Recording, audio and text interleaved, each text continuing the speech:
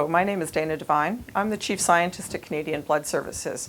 The video that you're about to watch was actually produced prior to our latest changes in the deferral for men who have sex with men. And I just thought that I would let you know that we are now at a 3-month deferral as of June 2019. The change that we've implemented was approved by Health Canada this past spring, and we have just now brought it into effect. It's a continuing journey for Canadian Blood Services to keep shortening the deferral for the men who have sex with men. And what we would like to do ultimately is to explore whether it's possible for us to have a behavior-based deferral, because we do know that there are sexually active gay men who would make perfectly safe blood donors, and we just need to be sure that we can identify which population of donors they are. And so in order to provide us with the data that we require to go to Health Canada to ask for a further change to a behavior-based deferral process, we have undertaken a very extensive research project funded by Health Canada that has allowed us to support 15 different teams across Canada to collect data, which we hope will allow us to structure a brand new way to ask questions of sexually active gay men that will allow us to distinguish those donors who present little or no risk to the blood system from those donors who have riskier behaviors and would continue to be deferred.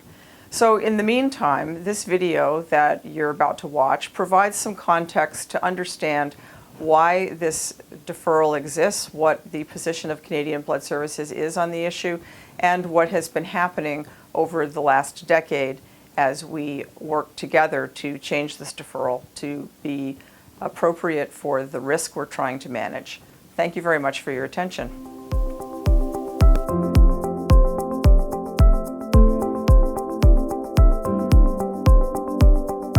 My name is Dana Devine, and I'm the Chief Scientist at Canadian Blood Services, and we're here today in the NetCAD laboratory, which is the development lab for Canadian Blood Services based in Vancouver. Thank you so much for inviting me. I've been looking forward to this, and it's great to be here today. This is a policy that I've been very interested in for a long time.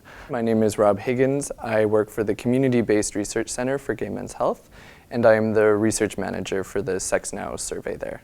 So this has been a bit of a controversial policy in the gay community for a while, as I'm sure you're aware. So who actually has a say in terms of making changes to this policy? So the final say in any policy changes that Canadian Blood Services tries to implement is Health Canada. Okay. So they are responsible for the blood system in terms of what we are allowed to do and the kinds of products that we're allowed to produce for hospitals.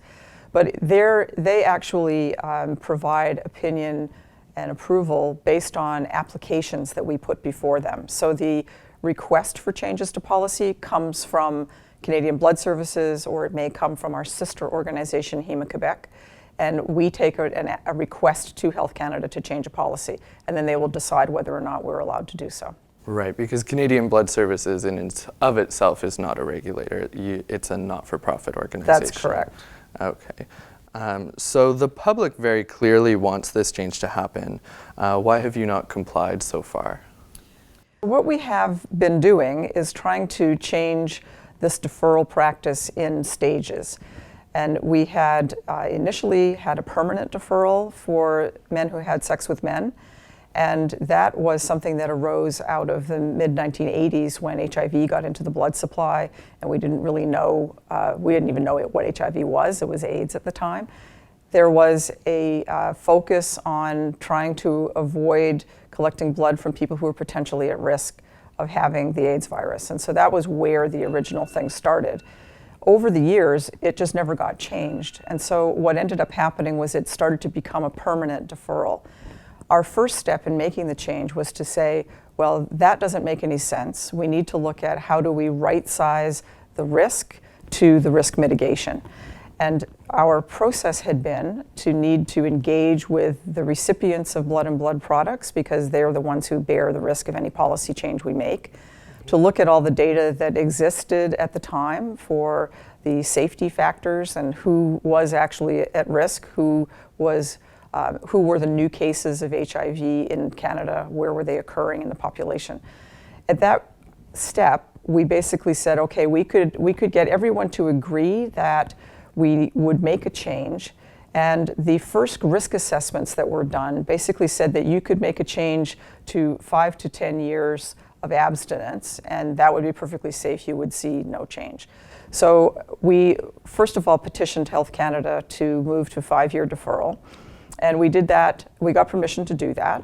And we had a lot of support from the LGBTQ community and also from the patient organizations who receive blood and blood products. So everyone agreed that the permanent deferral was way too strict and restrictive.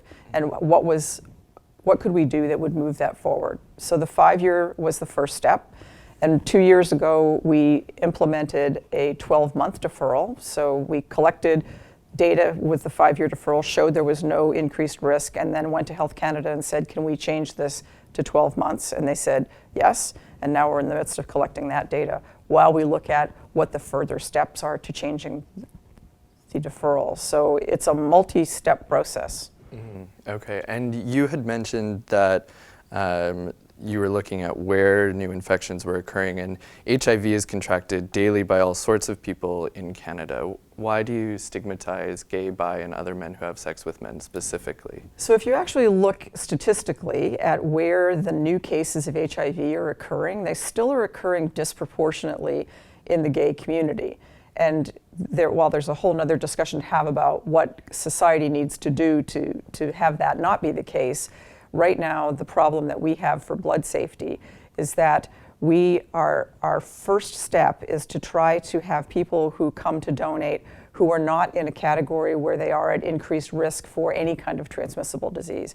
And so that's led us to try to figure out how do we identify the lower risk sexually active gay men compared to the general increased in risk in the gay population of contracting HIV. And is the risk associated specifically then with gay men, or is it with men who are unaware of their HIV status? According to the Public Health Agency of Canada, it's actually heterosexual people who are most likely to be unaware of their HIV status. If men are aware of their HIV status, could they not self-select out of the process? I would agree with you. I think there's a lot of lack of awareness, and it occurs in multiple places in society. The people who are practicing safe sex and are careful about what they're doing may be in a low risk category, and that's what we're trying to do is to identify reliably who those people are so that they could potentially be blood donors. Great. And you often have referred to blood product recipients or patient groups' concerns. Could you tell us a little bit more about what those concerns are? I think that any time we make a policy change of any sort that has an echo about blood safety in it, we make the long-term recipients of blood and blood products a little bit nervous. That relates a bit back to their ability to trust the blood supply and to trust the operators of the blood supply. And it goes right back to our tainted blood tragedy in Canada, which we got hepatitis and HIV into blood products, and we harmed a lot of people in the country doing that. And so people need to have the trust that changes that we make are not going to recreate that kind of scenario again. So I think that the patient groups are justifiably a little bit nervous. They really want to understand what we're doing. They want to understand that the science behind what we're proposing is sound, and that they can rest easy that policy changes that we're making are not going to put them at any increased risk. Okay, and when you're having these conversations with recipient groups about the tainted blood scandal of the 1980s, do you talk about some things that have changed since the Kiever report? As you know, Justice Kiever oversaw that commission, and he found that there was a slow uptake of testing methods, that the Red Cross, who was managing the blood supply at the time, was accepting blood from some dubious sources, Yes. like American prisons. Does that conversation come up, or is this left on the shoulder of gay men? No, that whole conversation comes up. So there were certainly practices where we did not have the highest standard of testing in place in Canada for a variety of viruses, not just HIV, but other viruses as well. that we were not vigilant about emerging pathogens that might be coming into the blood supply from all different kinds of avenues. It could be travel. It didn't necessarily have to be men who had sex with men. That in fact is probably a minor source of risk in modern times. So we talk about that with everyone so that people can really understand what the risk profile looks like for blood safety. And I think that has helped a lot with the dialogue around MSM deferral. Great. And why do you screen using population risk categories rather than an individual assessment? Yeah, this is really just is sort of the fallout for how blood donation and blood donor screening is structured in Canada, and actually how it's structured in most high development index countries. We don't use physicians to screen donors, and if as most Canadians will know, it's hard enough trying to find a GP. So for the blood service to hire a bunch of doctors to do the screening, we just, first of all, probably wouldn't be able to afford to do that, but secondly, the doctors aren't out there. And so we have to just basically start with really coarse filters to say, are you in category A or are you in category B? And if you're in category A, then we think there's no blood safety risk, or there's little blood safety risk, and then we ask you a next set of questions. So we ask donors a whole panoply of questions where we try to understand whether they're in a risk category. And so the MSM question is just one of many. So we will ask you where you've traveled. We will ask you whether you've had other activities that may have put you in a higher risk category for different kinds of viruses, or we also ask a lot of questions about whether it's safe for you to donate blood. So. What is the risk with the MSM category? Is it with men who have sex with men, or is it associated specifically with behaviors within that population? Oh, it's absolutely, the actual risk is certainly associated with behaviors.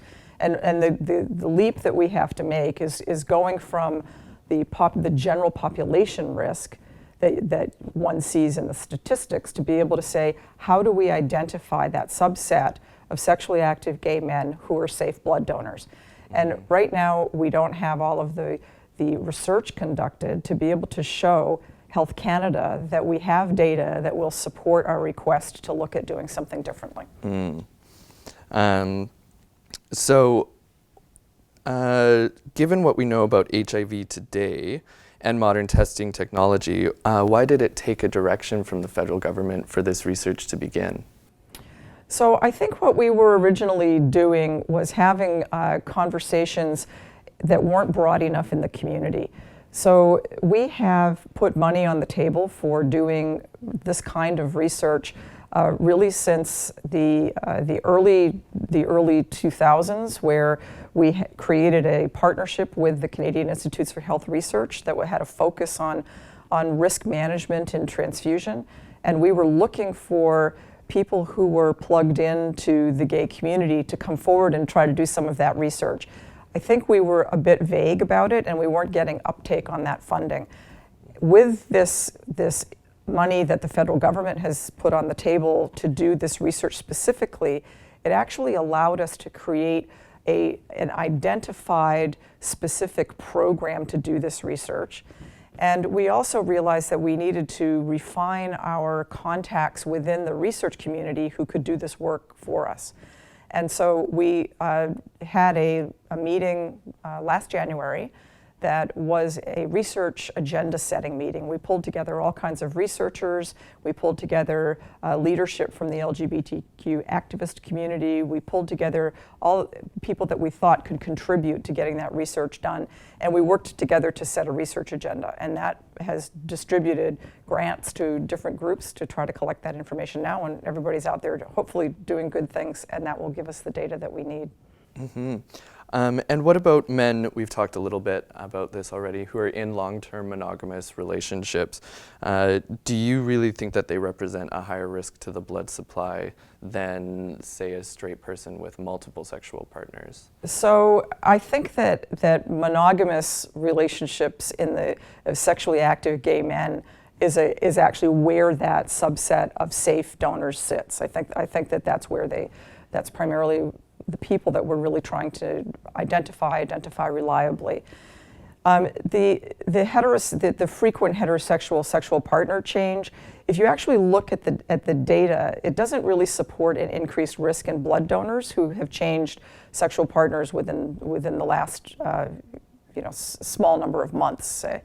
So we haven't made a restriction on sexual partner change in the heterosexual donor community because their risk seems to be lower, at least by the epidemiology data that we have access to.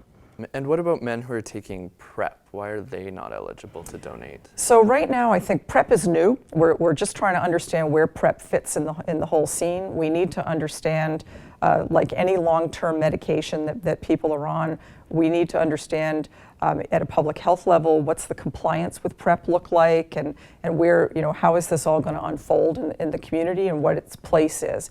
And I think once we have a better understanding about PrEP, then we'll look at the role of donors who would be on PrEP. So again, it comes back to more data. We need to see how that's all going to unfold first. Mm-hmm. And Canadian Blood Services uses some pretty sophisticated technology already to test donations, including pooled NAT testing.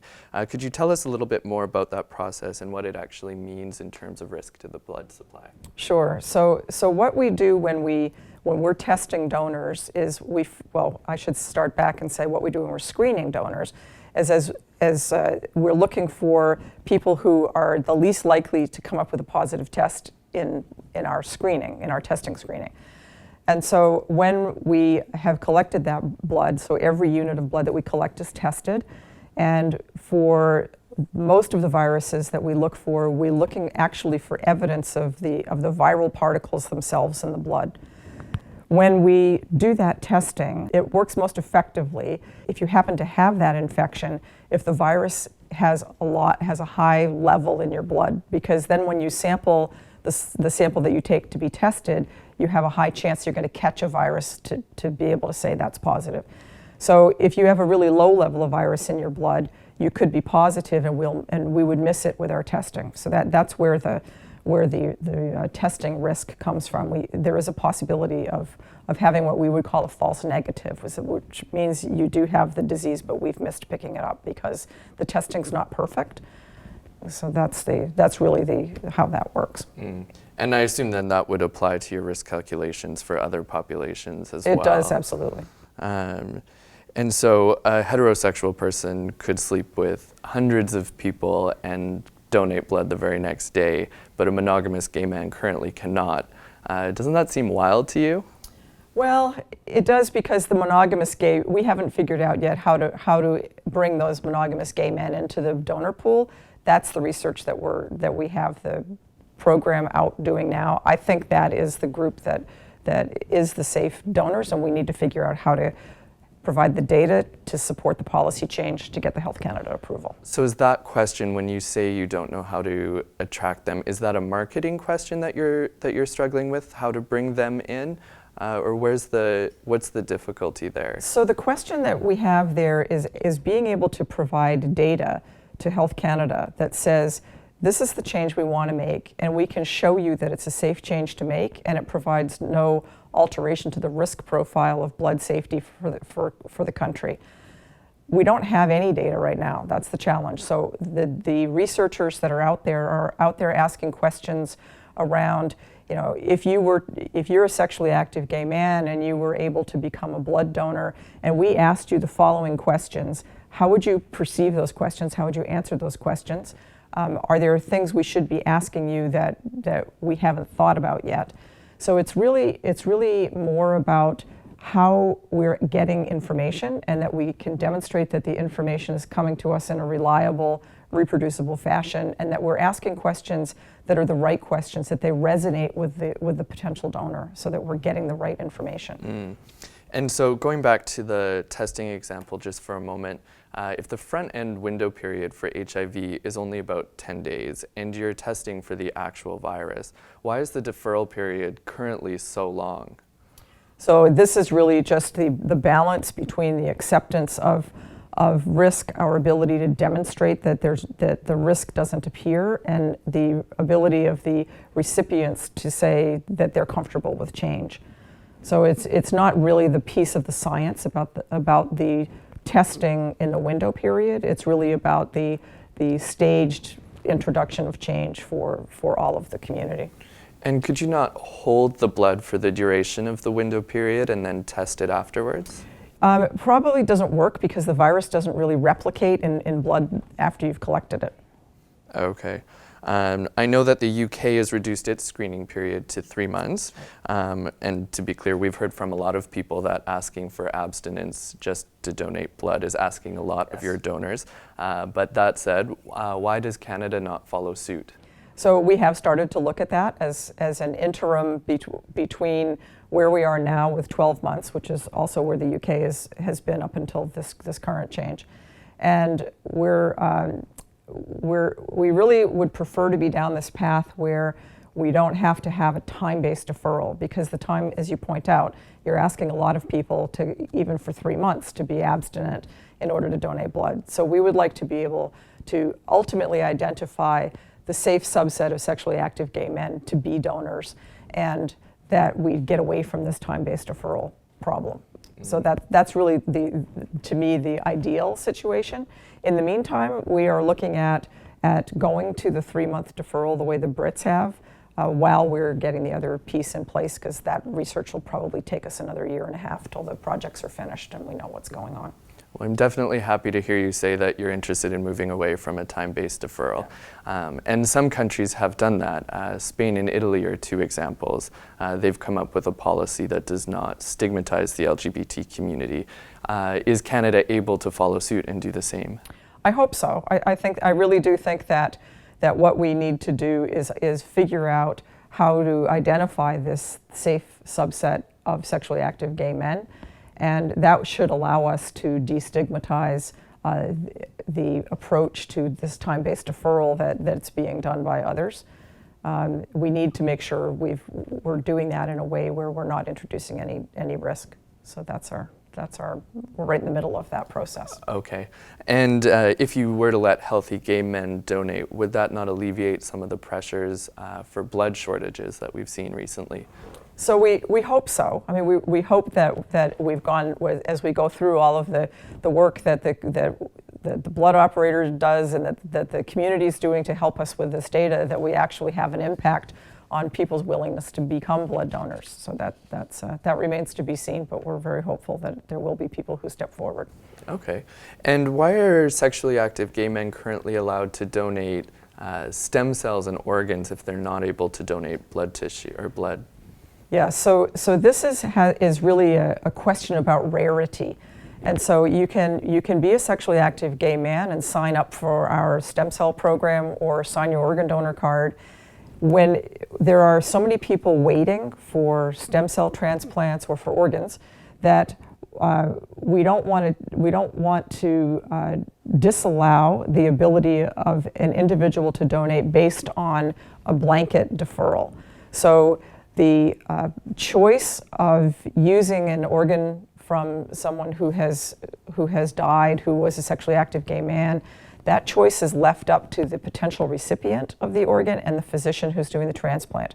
So if that then turns out to be that individual was not involved with anyone at the time, or the physician sees no risk that the testing of the individual before the organs were harvested didn't show anything, that those organs will be used, and so there's no restriction in that context. There are also protocols being developed, for example, for transplanting organs from HIV positive donors into HIV positive recipients. So there's no reason not to do that if there's not a concern about transmission. So there's not actually a difference in the risk associated with the tissue. That's right. It's the risk that the patient is going to die without the stem cells or the organ, compared to blood, where there's a lot of blood out there, so we know that the patient isn't going to not get a transfusion. And how do you reconcile that with instances where an emergency happens and you need a lot of blood really quickly, and still MSM are not allowed to donate in that instance? So we have never, knock on wood quickly, but we have never seen in this country a time where we had an emergency and there was more blood demanded than we could provide. So it partly is an expression of our horror as members of our society in seeing really terrible things happen and wanting to go out and help and do something about it. And one of the things that we often first think about is, I'm going to go donate blood. In the actual reality for those patients, there wasn't a shortage of blood. There's enough blood in the system to be able to move that. So we haven't actually seen an impact on patients. Been in that situation. Yeah. And what are you doing now to provide Health Canada with the evidence that it needs to move away from this policy? So what we have going on right now is a large $3 million funded research program that allows us to place money with groups who are able to do the kind of research and address the research questions that will hopefully give us the data that we can take to Health Canada to say, here's a new way of doing this and it's safe for the blood supply. Great. And is there any new technology on the horizon that will give you more confidence in moving towards a different deferral policy or how donors might be screened? Yes, there is. And there's the technology is a processing step when we make blood products that essentially allows us to sterilize the blood components. Right now, the technology is not available for all kinds of blood products. It's available for treating plasma and for treating platelets, but we don't yet have technology fully developed for red cells. I don't think that's very far away. And we have right now the plasma technology is licensed in Canada, and the platelet technology is being reviewed right now. So I think we should, within the next, hopefully fairly small number of months, be in a position to look at this new technology as a way to remove the concern over unknown pathogens and over some of the potential for window period misses that occurs right now. And I think that technology is a game changer in terms of donor eligibility, not just for men who have sex with men, but for people who are deferred from donating because they've traveled to areas where there are mosquitoes with viruses that they're transmitting, or malaria risk, or other kinds of reasons for which Canadians can't donate blood. Well, thank you very much. Were there any final points that you'd like to raise? I guess the only final point that I would raise is just for those people who might be looking at this video who are based in the Vancouver area, is that Canadian Blood Services has an opportunity for you as a deferred donor, as long as you're deferred for matters of risk to the recipient and not because your health wouldn't allow you to donate, that we have a laboratory here where you can come and be a blood donor. And there's information about that on the Canadian Blood Services website, so I would encourage anyone who's in Vancouver who has been previously excluded and wants to come donate to please contact us. And are there any other ways that people can participate in this research going forward? Yes, certainly. There's lots of ways that people can help. Firstly, if you're approached by your organization to participate in the Sex Now survey, I really hope that everybody comes out and does that. And similarly, if you're in a part of the country where there are other research projects going on and you're approached to participate, to please help us by doing that. If you're looking for other ways to help Canadian Blood Services while we're looking at modifying this particular policy, there are other activities that you can get involved in. You can become a volunteer for Canadian Blood Services, helping with clinics, helping us in many other volunteer ways. You can also consider finding, if you can't donate yourself, of identifying someone who can and bring them to the clinic with you. We call this ally blood donation. And that's become quite popular in some parts of our system, and that's a great way to also participate, is by helping facilitate the donation for other people. And then, of course, Canadian Blood Services also does have a fundraising arm, and if you're interested in helping us push this research forward, that our ability to fund research is also dependent upon the philanthropy of Canadians.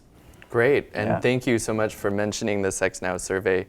We're looking really forward to doing recruitment this year at Pride festivals and providing evidence to move towards that behavioral shift that you had mentioned earlier. We're really hoping to see that policy go forward. So that's excellent, and I hope you have tons of people come out and fill out your Sex Now survey. So great, well, great. Thank you very much for meeting with me. You're very welcome. Thanks.